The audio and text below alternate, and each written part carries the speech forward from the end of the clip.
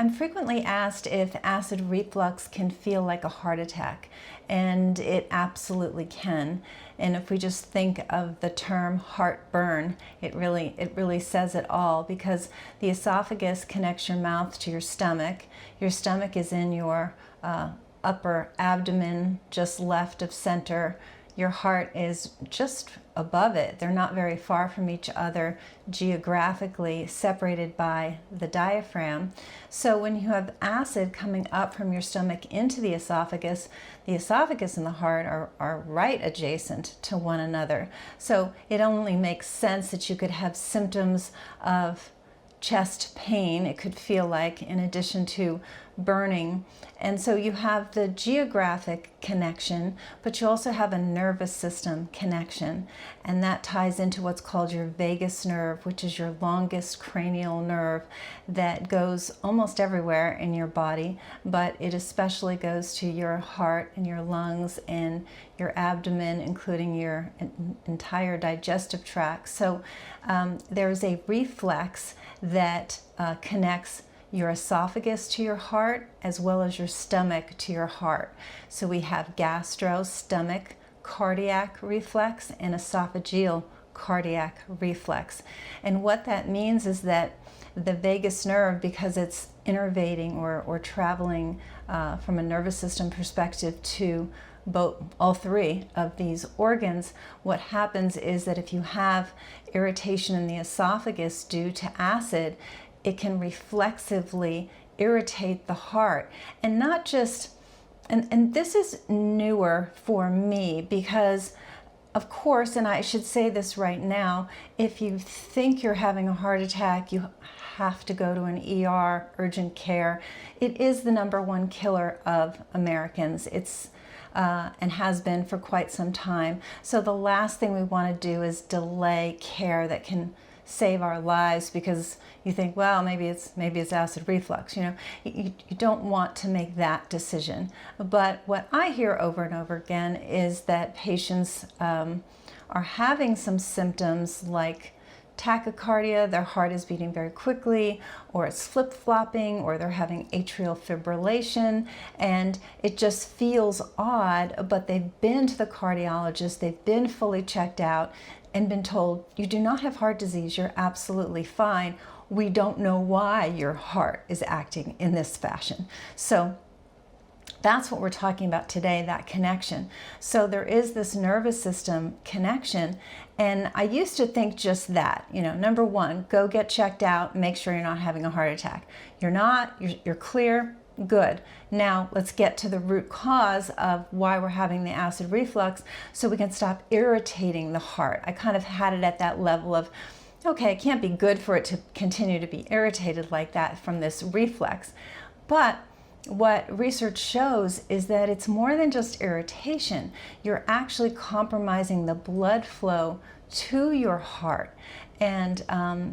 And what that can do is called ischemia, meaning not enough blood flow. So it can, over time, damage your heart. And acid reflux is linked to increased risk for heart disease and heart attack. And so this is a profound connection that not enough people talk about. And I don't do this to scare you, but we have to be proactive about this and not just keep taking the Tums or keep taking the PPI. By the way, in itself is linked to increased heart disease and stroke. So, heart attack and stroke. So that's not a good alternative for your heart. What is the best alternative is, let's get to the root cause. Why do you have acid reflux? Why is your stomach being compressed? Why is it bringing acid up your esophagus? This is not hard to figure out. Yeah, you have to work at it once we figure out what the root cause is for you. But when we get that settled down and we get the inflammation settled down, and now we don't have this constant irritation to your vagus nerve, that's making profound benefits to your overall health. So I wanted to, one, touch on the fact that yes, it can feel like a heart attack. You can have chest pain, you can have tightening in the chest. Some people feel tingling into their arms or hands. That is all part of acid reflux, but we also have this way beyond an irritation. We are doing damage to the heart when this occurs.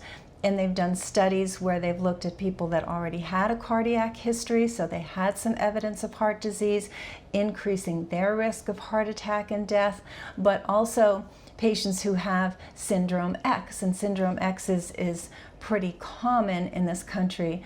There's obesity, there's central adiposity, meaning you've got belly fat, you have elevated blood sugar, you have elevated triglycerides, you have lower HDL, which is the good cholesterol. So you fall in this profile called syndrome X, which is moving you toward diabetes, moving you towards obesity, and moving you toward heart disease. Those people who fell into that category had an increased risk of heart attack. But then they found individuals that were completely healthy, didn't have any of these indicators or histories, and they had an increased risk of heart attack. So it's across the board, this reflex between your stomach and your heart and your esophagus and your heart.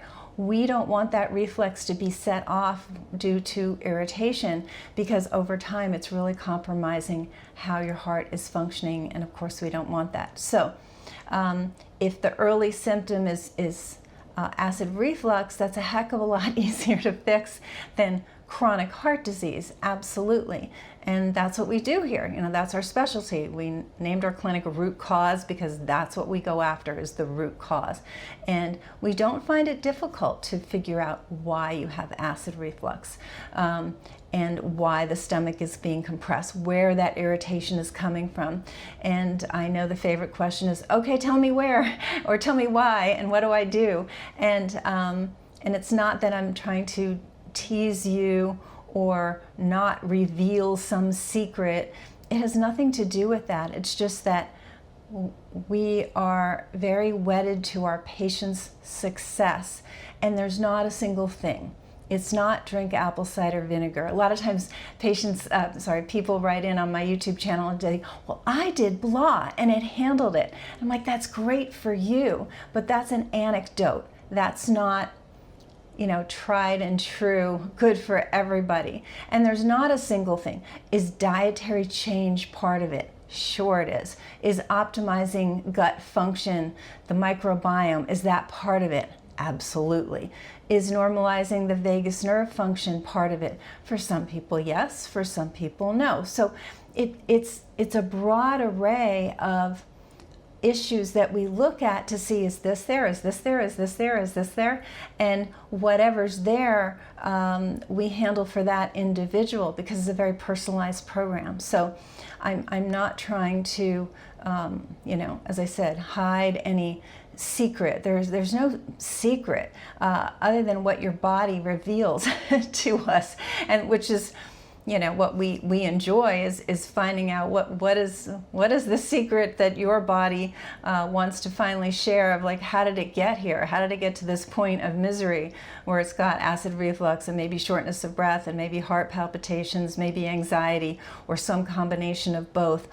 How did it get there? And unraveling that is quite interesting, and it's sort of an adventure with each patient, because they all have their own tale to tell of how they got there. But the beautiful thing ultimately about the human body is how it loves to heal, and it's very appreciative of help, and that's what makes my days and my team's days so very rewarding, is figuring that out and seeing how people's lives change. So if you have any sort of acid reflux, even if it's, several times a week, it's not every day, it's not waking you up at night, it doesn't tend to get better on its own. I mean, sure, you can overeat for a meal and just go, oh, I had acid reflux.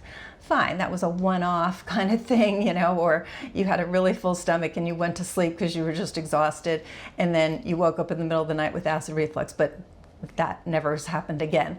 That's fine. Those are odd circumstances. But if it's something that tends to happen to you, jump on it sooner versus later, because it only tends to worsen as time progresses. So that is my advice to you. And if you want help, that's what my team and I are here for. By the way, if you like the channel, please subscribe. We're definitely trying to get more subscribers so more people can learn this information. And hopefully you find it valuable. So subscribe, give it a thumbs up, tell others about it. And I do appreciate you very much for being here, and we'll talk soon.